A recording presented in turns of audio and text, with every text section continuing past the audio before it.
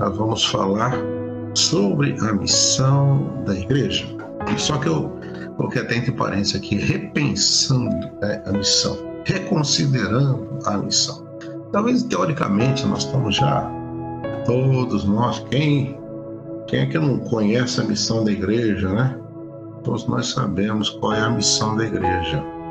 Você já tem a vida eterna, mas você, quando conhece o Senhor Jesus, tem encontro com Deus e nasce de novo, você não é transportado imediatamente para o céu, você continua na terra. E se você continua na terra, você tem uma missão, há um propósito aqui.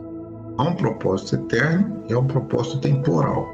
Esse propósito temporal que vai, né, desde quando você aceita Jesus até o dia, né, que você é levado para a glória, e alguns vão porque dormem no Senhor e outros porque serão arrebatados, que esperamos que façamos parte dessa geração do arrebatamento, mas nesse período você tem uma missão para cumprir, né?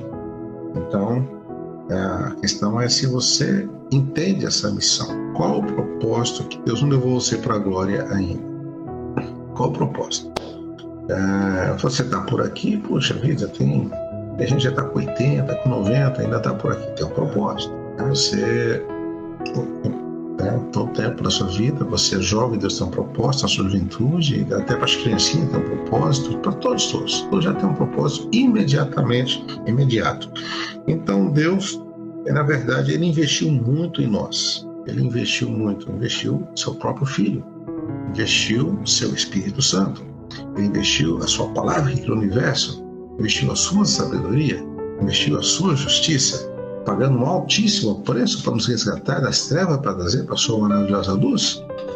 Um investimento muito caro. Nós não fomos, como diz o apóstolo Pedro, não foi prata ou ouro que nos resgatou da nossa vã maneira de viver. Não, foi o sangue de Jesus, altíssimo preço. A salvação, ela é pela graça, mas não é de graça, houve um preço. Você não paga nada, mas alguém pagou. Até era impagável, né? Não tinha como pagar. Mas Deus então investiu, né? Então alguém investe.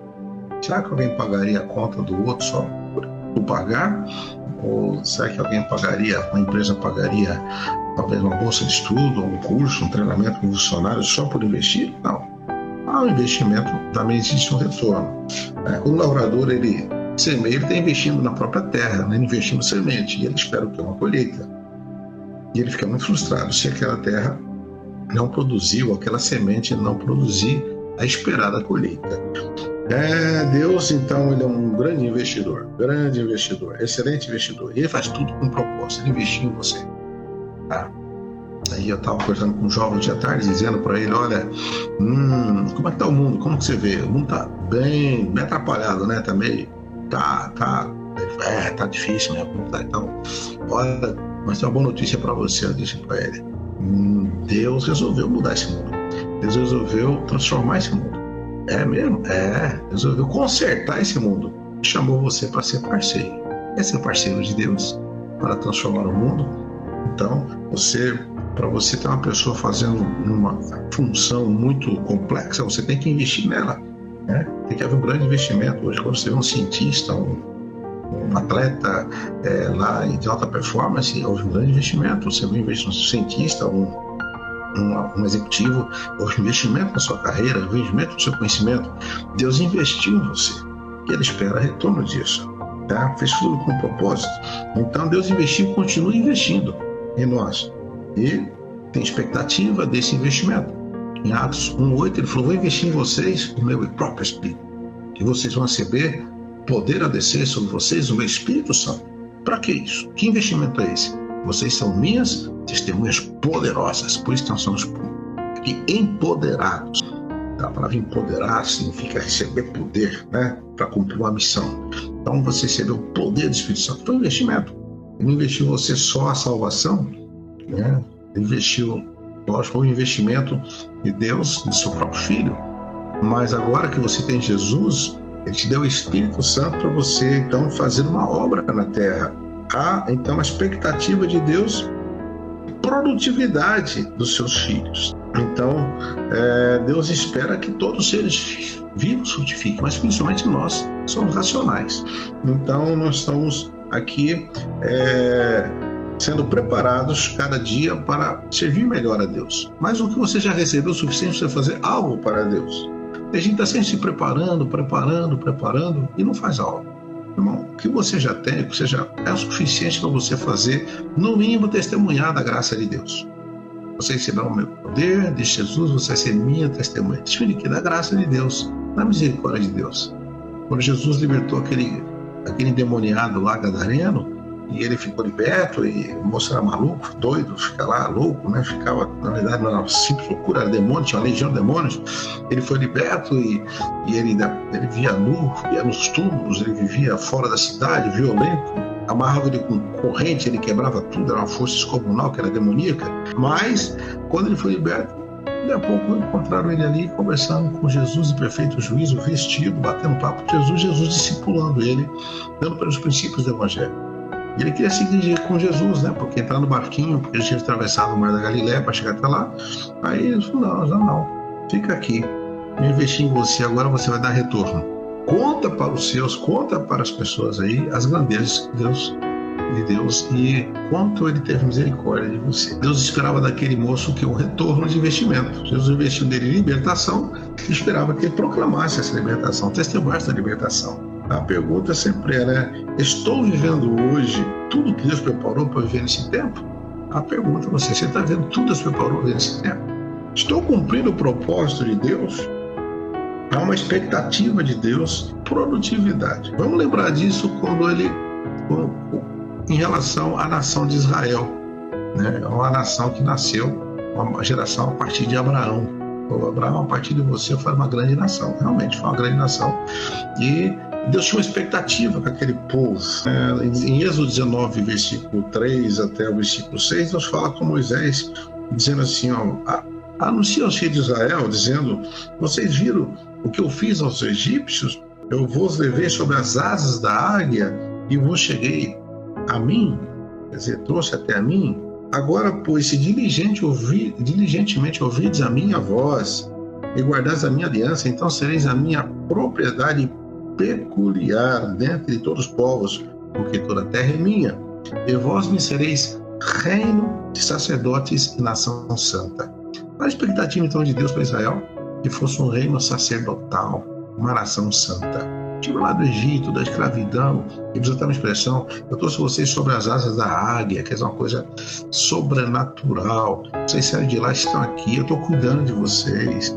E dentre todos os povos, escolhi vocês. Para quê? Não só para vocês esnobar, para vocês serem racistas, como alguns foram, preconceituosos, como alguns foram, e discriminadores, como alguns foram. Não. Para vocês serem um reino sacerdotal. Deus queria que Israel fosse uma nação através da qual se revelaria às demais nações. E foi assim, esse é o propósito de Deus. Ele diz aqui, vós me sereis reino de sacerdotes e uma nação santa. Havia uma expectativa, mas isso no decorrer da história não aconteceu.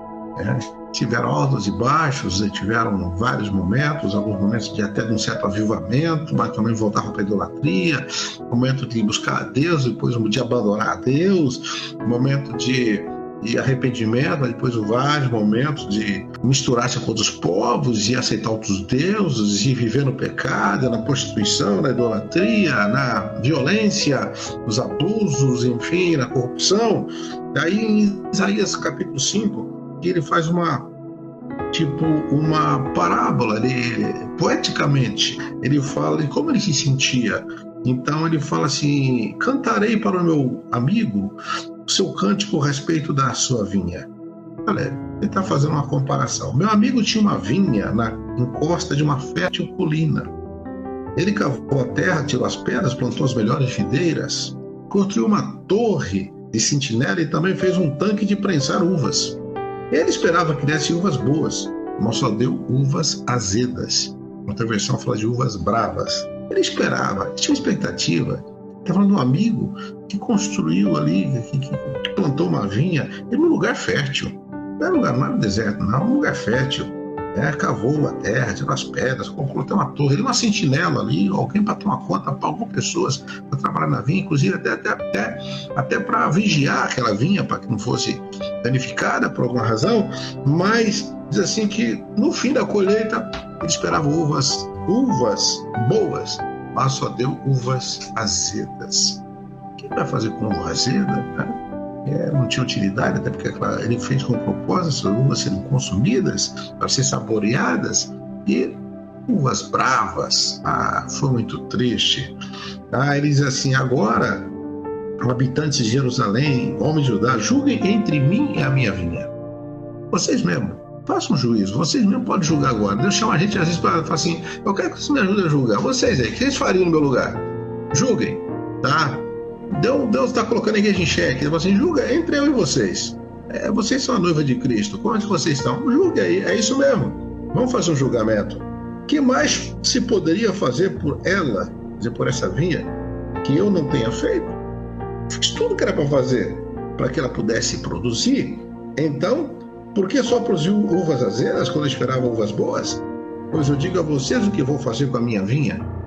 Derrubarei a cerca para que ela seja transformada em pasto. Derrubarei seu muro para que seja pisoteada. Farei dela um terreno baldio. Não será podada nem capinada. Espinheiros e ervas daninhas crescerão nela. Também ordenarei as nuvens que não deem chuva sobre ela. Mas uma terra seca no deserto. E determina que o versículo 7, a conclusão dessa parábola que ele faz com a nação de Israel. Pois bem, a vinha do Senhor dos Exércitos é a nação de Israel. E os homens de Judá são a plantação que ele amava. Ele esperava justiça, mas houve derramamento de sangue. Esperava retidão, mas houve gritos de aflição. Quer dizer, Deus tinha uma expectativa que fosse um reino sacerdotal, uma nação santa.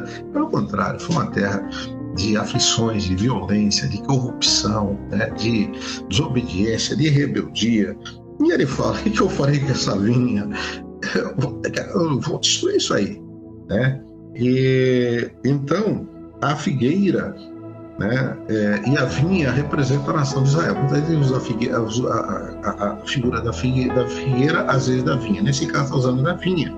Mas em outro momento, Jesus, agora já falando, eu citei Isaías no Velho Testamento, agora vamos falar do Novo Testamento. Jesus citando a nação de Israel, diz assim que ele estava passando de manhã para um certo lugar e Jesus teve fome. Vendo uma figueira à beira do caminho, aproximou-se dela, mas nada encontrou a não ser folhas. Quer dizer, aparentemente era muito bonita, mas não tinha fruto. E então só tinha folhas. Então ele disse para a figueira, né? Jesus conversa com a árvore, tá? Não tá louco não, esse meu, ele pode conversar e ele sabe, ele fala com a natureza, tá? Nunca mais dê frutos, nunca mais se coma fruto de ti. Imediatamente a árvore se secou, tá? E aquilo aí, é lógico que foi uma lição de fé também, porque quando no outro dia, bem cedo, passando por ali, Pedro falou: Senhor, a árvore que o Senhor amaldiçoou secou. Ele falou: tem de fé em Deus. Mas há um simbolismo muito maior aqui, profético, porque aquela vinha ou aquela figueira também era uma representação. Jesus disse: quando você vê a figueira brotar, você diz que está próximo o verão. E quando você vê essas coisas acontecer, das coisas proféticas que ele estava falando, do seu sermão profético, é saber que está próximo a vinda do Filho de Deus. Então, a figueira, quer dizer, a nação, estamos de olho lá na nação de Israel, porque algumas coisas que estão acontecendo lá tem tudo a ver com a volta de Jesus. Então, tem que ficar de olho nisso. Mas, voltando aqui à questão da expectativa de Deus sobre Israel. Deus esperava que fosse uma nação santa, né? Um reino sacerdotal. Mas como aquela figueira, né, que representava aquela nação, só tinha folhas e não fruto, ela foi amaldiçoada. Cuidado para não ser amaldiçoado por Deus, tá? Em Hebreus 12 fala assim que a terra, Hebreus 6 fala, a terra que recebe a chuva, ela é um investimento naquela terra e ela recebe a chuva de Deus e ela só produz espinhos e abrolhos, perto está de ser queimada, né? Ele está dizendo então que muitas vezes Deus está dando a chuva, quer dizer, você é um lugar fértil e Deus está esperando o quê? Frutos. Por isso que lá em Hebreus capítulo 6 ele fala também assim: mas de vós, ó amados, esperamos coisas melhores que acompanham a salvação. Então, além da salvação, que é excelente e é o melhor que você pode ter antes da salvação, é a própria salvação. Mas depois de salvos, esperamos coisas melhores que acompanham a salvação. Há uma expectativa de Deus. Então, quando ele fala de Israel, ele fala assim: bom, vocês são aquela figueira que não deu fruto, a vinha que não deu fruto. Portanto, aí ele conclui em Mateus 21:43, eu vos digo que o reino de Deus vos será tirado e será dado a uma nação que deu seus frutos. Então, Deus tirou o propósito que Deus tinha com Israel. Naquele momento, como nação sacerdotal, acabou, parou ali. Então, o seu reino, quer dizer, havia um reino sacerdotal ali, não existe mais. Bem, há muitas promessas nacionais com Israel, mas não são mais reino sacerdotal. Hoje não são mais. Tá? Então, assim, vou tirar de vocês, vou dar para uma outra nação. Que nação que ele deu? Aqui já não está falando de uma nação política, não é Brasil, não é Estados Unidos, não é França, não é Inglaterra. Eu vou dar para uma outra nação. Que nação que é essa? Bom, nós já sabemos qual é a nação. Você faz parte dessa nação. E 1 Pedro 2,9 fala que ele nos fez nação santa. Amém? Somos esse povo de Deus. Então agora somos o Israel de Deus. Dando continuidade, então, como nação para ser luz do mundo, luz das nações, iluminar o caminho das nações para conhecer Jesus. Amém? Então há uma expectativa de Deus sobre a igreja. E nós estamos aqui fazendo o quê? Repensando a missão da igreja. Qual a expectativa? João 15, versículos 5, 8 e 16. Eu falei para vocês que Deus espera de nós. Repensando então a nossa missão. Eu sou a videira, vocês são os ramos. Se alguém permanecer em mim e eu nele, esse dá muito fruto. Pois sem mim não nada podeis fazer. Versículo 8 diz: nisto é glorificado meu Pai, em que deis muito fruto. E assim serão meus discípulos. Então, para ser discípulo de Jesus, tem que dar muito fruto e assim glorificamos ao Pai. No versículo 16, ele fecha aqui dizendo: vocês não me escolheram, mas eu escolhi para irem e darem fruto, fruto que permaneça, a fim de que o Pai conceda a vocês o que pediram em meu nome. Então, você não escolheu, você foi escolhido, você foi eleito. Bem, mas nunca alguém que é eleito para alguma coisa. Ninguém elege alguém para nada, ninguém escolhe alguém para nada. Deus te escolheu para quê? Você foi escolhido. É mesmo um atleta que é escolhido. E é escolhido entre muitos atletas para quê? Para participar de um time, de uma competição, ou para ir a uma Olimpíada, não sei. Ele foi escolhido. Alguém é escolhido para ser engajado no exército, regimentado por exército. Para quê? Para que ele possa ser um soldado. Não é escolhido para ficar em casa. Não é regimentado do exército e depois vai para casa. Não, é regimentado do exército, agora você põe uma farda, vai para o treinamento, porque logo você está preparado para a guerra. Amém? Você foi eleito o presidente, o governador, o prefeito, ou senador, ou deputado, foi eleito para quê? Vai cumprir o seu papel ali. Então, quando há uma eleição ou uma escolha, em qualquer situação, é porque há um propósito. Jesus falou assim: não foram vocês que me escolheram, eu escolhi vocês. Amém? Você é escolhido, você é eleito. Quando Pedro fala disso, fala nação santa, geração eleita, povo sacerdotal. Para quê? A fim de que proclamarem aquele que vos tirou das trevas para a sua maravilhosa luz. Há um propósito. Se eu vos chamei para que vocês, vou usar a versão mais antiga, não fosse vós que escolhesse a mim, eu escolhi a vós, para que vades e deis fruto, o vosso fruto permaneça, a fim de que tudo quanto pedis ao Pai, meu nome ele vou conceda. A versão Almeida corrigida, quase todos citam. Então, você então é escolhido. Não foi você que escolheu, você foi escolhido com propósito. Amém?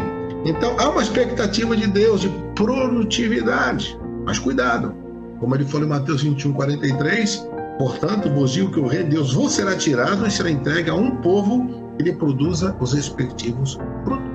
Ora, eles podem... Lembra a parábola dos talentos?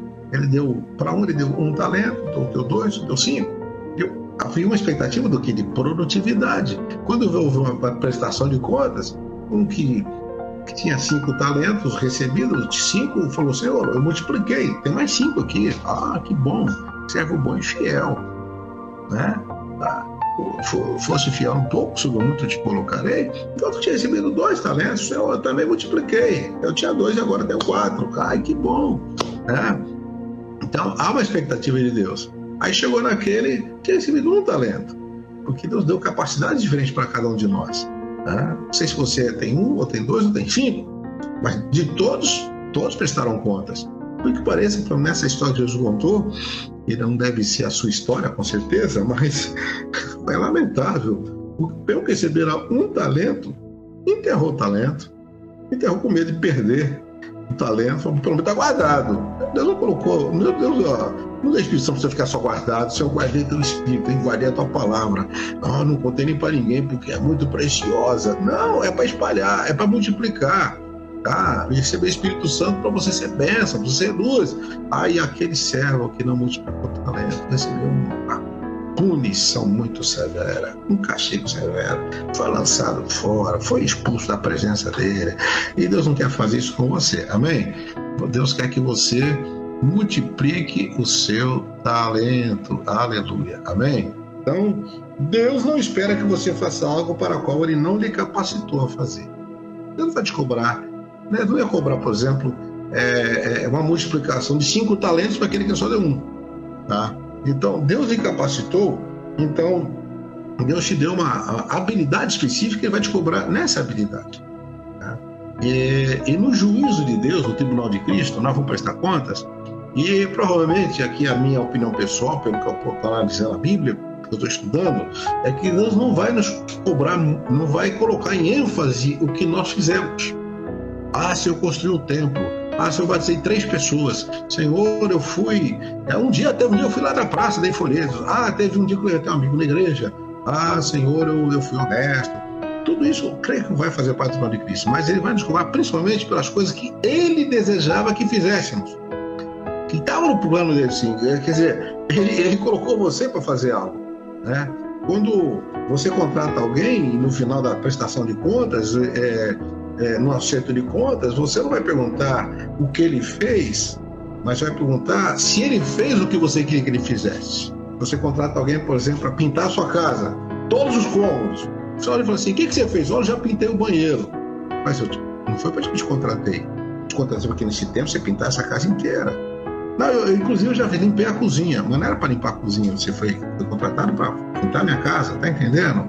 Então, Deus te deu uma tarefa. E na prestação de contas, né, não vai perguntar o que você fez, mas Ele vai perguntar se você fez o que deveria fazer.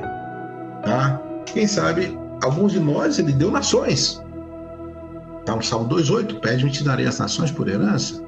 Eu falo assim, eu já ganhei lá meu bairro, mas não era o bairro, era uma nação. Alguns de nós têm o seu talento, a sua tarefa é o bairro, ou uma família, ou um vizinho, mas alguém pessoal até Deus pode ter colocado em você multidões.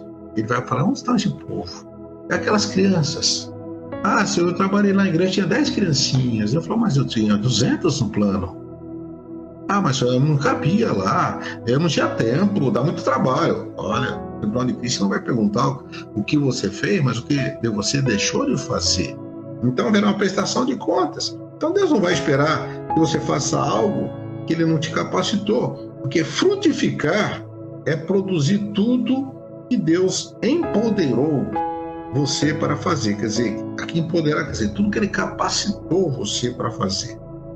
O empoderamento, eu estou usando uma palavra moderna que usa nas empresas, né? Empoderar, quase não se usa, né? Não é uma palavra. Biblicamente, essa palavra não aparece, mas ela tem a ver, por isso eu vos darei poder, está dizendo, eu vos empoderarei, vou empoderar. Então, empoderamento ou delegação de autoridade é uma abordagem de projetos de trabalho que se baseia na delegação de poderes de decisão, autonomia e participação dos funcionários na administração das empresas. Isso é um termo moderno que se usa, mas estamos aplicando também na igreja, né? Porque fomos empoderados, né? Então analisa-se o desenvolvimento ou grau de maturidade do empoderamento na organização, avaliando o estágio evolutivo em que se encontram as áreas de gestão. Estou lendo aqui o que eu estava vendo, pesquisando sobre essa questão de empoderamento, que também é uma técnica de gestão baseada na descentralização de poder e autonomia de tomar as decisões que visa a maior participação da equipe em atividades organizacionais. Deus descentralizou o poder com o Espírito Santo. O poder era concentrado no céu, ele repartiu para todos nós na terra. Será que nos últimos dias derramarei do meu Espírito sobre toda a carne? E vossos servos, vossas servas profetizarão, vossos filhos profetizarão, vossos velhos terão sonhos, vossos olhos terão visões. Isso nesse empoderamento, Deus está descentralizando o poder que estava lá concentrado em Jesus, e Ele derramou, e Ele distribuiu no corpo. Todos nós temos poder. E lá em Efésios capítulo 3 diz assim, e Ele fará muito além do que pedimos ou pensamos, segundo o poder que em nós opera. Então fomos empoderados. Quer dizer, há um poder que opera em você. Esse poder é capaz, com esse poder você é capaz de pregar o evangelho com toda a autoridade. Então vocês vão fazer discípulos em todas as nações, batizando-os em nome do Pai, Filho e Espírito Santo, ensinando-os a guardar todas as coisas que você tem ordenado, e diz: eu estarei convosco. Quando falar eu estarei, está dizendo que o Espírito Santo vai com você. É o empoderamento. Você está empoderado, porque você tem poder do Espírito Santo. Mas não se dá poder para uma pessoa só por poder, né? Por exemplo, se você contrata um funcionário para ele num trator, por exemplo, né? Mas um trator, aquele trator bem grandão, e ele fica passeando de trator para cá e para lá. Bom, mas não é carro de passeio, né? Você quer passear, vai de bicicleta, meu irmão. O trator é para trabalho. Deus te dá um super trator, uma super máquina chamada Poder do Espírito Santo, para você fazer o quê? Só para sentir a alegria do Espírito, cair na unção, e sentir, e tem irmão que só tá se deliciando no Espírito. Irmão, o Espírito Santo é uma delícia mesmo, tá? Mas é o seguinte, não fique só nas delícias, use o poder. Amém? Porque Deus vai te cobrar o resultado disso aí. Olha, te deu um trator, delícia, que delícia, não dá para cá e para lá, e passeio de trator, e faz um barulho bonito, tu fica impressionado com o trator. É isso. Será que uma empresa, um empresário dá um trator para um funcionário para ficar passeando? Será que lá no exército se dá uma arma para a pessoa para ficar brincando? Só falar, que arma bonita, que fuzil bonito, que metralhadora bonita, olha que canhão, sei lá, que míssil. Não, isso é um poder, meu irmão, isso é arma de guerra, é para usar contra o inimigo, entendeu? Então você está entendendo que você está empoderado, tá? Então Deus espera de você, aleluia. Como ele esperava que Israel fosse um reino sacerdotal, ele espera isso da igreja. Lá em Apocalipse 1, 5 a 6, fala que Jesus Cristo nos ama e nos libertou dos nossos pecados por meio de seu sangue e nos constituiu reino e sacerdotes. Aleluia. Reino, temos autoridade para reinar. Sacerdotes, porque nós temos autoridade para intermediar as pessoas, reconciliar as pessoas com Deus. O papel sacerdotal. E qual é a tarefa? Vão por todo mundo, prega o evangelho a toda criatura. Quem crê e for batizado será salvo. Quem não crê, infelizmente, será condenado. Mas vocês têm poder. Os sinais seguirão os que crerem. Em meu nome expulsarão demônios. Em meu nome curarão os enfermos. Para o meu nome vocês vão fazer minha obra. Eu estou com vocês. Amém? E você então tem poder de Deus. Aleluia. Então o propósito não é só o entretenimento gospel. Hoje nós estamos na época do entretenimento. Eu só tinha entretenimento do mundo, agora tem entretenimento gospel. Tem música gospel, show gospel, mensagens gospel, palestra gospel, tudo para entretenimento, porque não produz trabalho, meus irmãos. Oração no monte gospel, vai orar no monte. Irmão, você está no monte depois de quantas almas? Nenhuma. Bom, você vai se cansar de tanto no monte. Se você não ganhar almas, você não está cumprindo o propósito. O propósito não é orar. O propósito é orar para que dê um resultado, tá entendendo? Não só quanto orar no monte, não. Eu me preparo com os irmãos, só oro no monte, o céu abre, vê os anjos lá, os querubins, serafins, e o irmão continua sem ganhar almas. Tem uma coisa errada aí. Tá? Você precisa ir lá para você se encher do poder e, inclusive, interceder pelos outros também, para que os outros também façam a obra de Deus. Não deixe de ir lá no monte, mas saiba que tudo isso não deixe de jejuar, não deixe de buscar unção, mas com propósito. Amém? Aleluia. Então Deus nos chamou para trabalhar, né? Eu não posso ficar muito tempo aqui, mas Deus então colocou você para você ser a solução. Você era o problema do mundo, hoje você não é mais problema. Você fazia parte do problema, hoje você é parte da solução. Amém? Glória a Deus. Então Deus te dá capacidades. E quando essa capacidade se cruzar com alguma necessidade, eis aí uma oportunidade.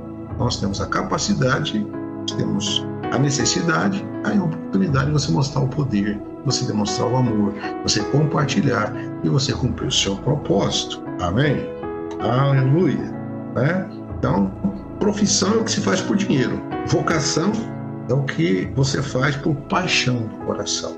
Então você não está aqui por profissão, você não é um profissional, você é um vocacionado por Deus. O profissional faz por dinheiro, tá? Se torna um mercenário, mas você é vocacionado, chamado por Deus. E Paulo fala assim: ai de mim se não pregar o evangelho. porque não era profissão, não tinha nada a ver com dinheiro.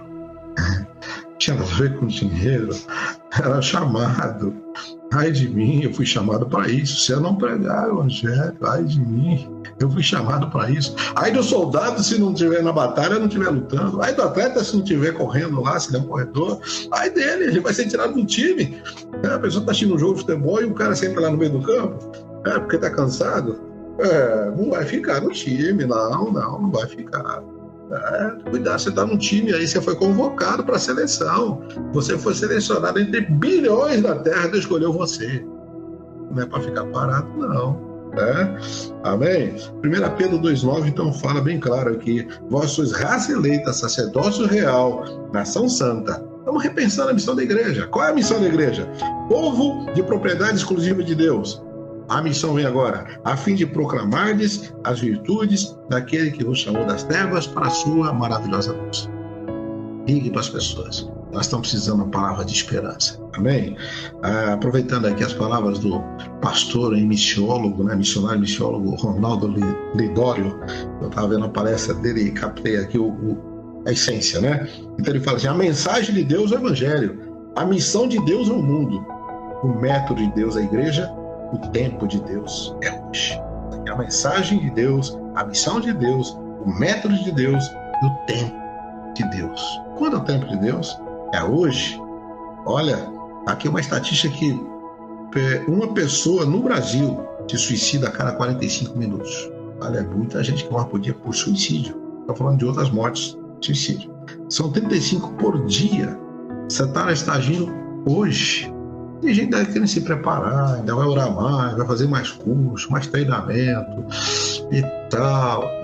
Eu não sou contra treinamento, só você pode continuar seu treinamento, mas irmãos, é hoje que as pessoas estão morrendo, é hoje que os adolescentes estão se cortando pulso aí, estão usando droga, estão se prostituindo, é hoje que tem gente se jogando, tirando na ponte, tirando no bar do carro, tomando veneno. É hoje, meu irmão, é hoje que Satanás está matando, roubando e destruindo, não é amanhã. Então a missão é hoje, amém? Jesus falou assim: façamos a obra do meu Pai enquanto é dia, porque a noite vem quando ninguém pode trabalhar. O dia, ele está dizendo, é um tempo oportuno. A noite da velhice vai chegar. A noite vai chegar pela velhice, vai chegar pela doença ou pela morte. Aí não tem mais jeito. Você encontrar meu irmão hoje, talvez, você falar com ele, está com coronavírus lá, entubado, você puder tirar... Você coisa fala, irmão, você sai daqui para fazer a obra de Deus. Mas você estava fazendo a obra de Deus? Agora lembrou da obra de Deus? Precisa estar entubado para falar: puxa, se eu tivesse, eu estaria lá. Eu estaria ligando para todos meus amigos hoje. Estarias. A noite chegou, meu irmão. Muita gente já está na noite da velhice, está na noite do desgaste, mas está no dia. Você está no dia do vigor da juventude, do vigor dos seus anos bem vividos, dos seus 70 anos, mas ainda com vigor e com capacidade de realizar algo para Deus. Dizem que a fase mais produtiva da vida, descobriu-se hoje, a fase mais produtiva, não de atividade, mas de produtividade, é de 70 aos 80 anos. Pode ver que nas grandes multinacionais, nas grandes empresas, os que estão lá no topo, lá, os chamados CEOs, aqueles que são os chefes executivos, da organização, são pessoas, a maioria, mais de 60 no mínimo, a maioria de 70 anos. São cabeça. E Deus está dizendo: você que tem 70, 80, meu irmão, não é para ficar reclamando da vida aí, não. Só da dor nas costas, disso, daquilo, tal, ou das coisas frustradas do passado que resolveu. É para você ser produtivo para o reino dele. Se um 70 tem produzir, mas você 20 tem 30. Aproveite o máximo. Lembra-te do teu Criador no dia da tua mocidade, antes que venham os maus dias, e vem dizer: não tenha nem descontentamento. Esta é a palavra de Deus para você, ficar esperto aí, porque Deus tem então uma mensagem para o mundo, que é o Evangelho. Deus tem uma missão para a sua igreja. Qual é a missão? A missão é o mundo. A parábola do trigo e joio diz que o joio são os filhos do maligno, mas o trigo são os filhos do reino. E diz que o campo é o mundo.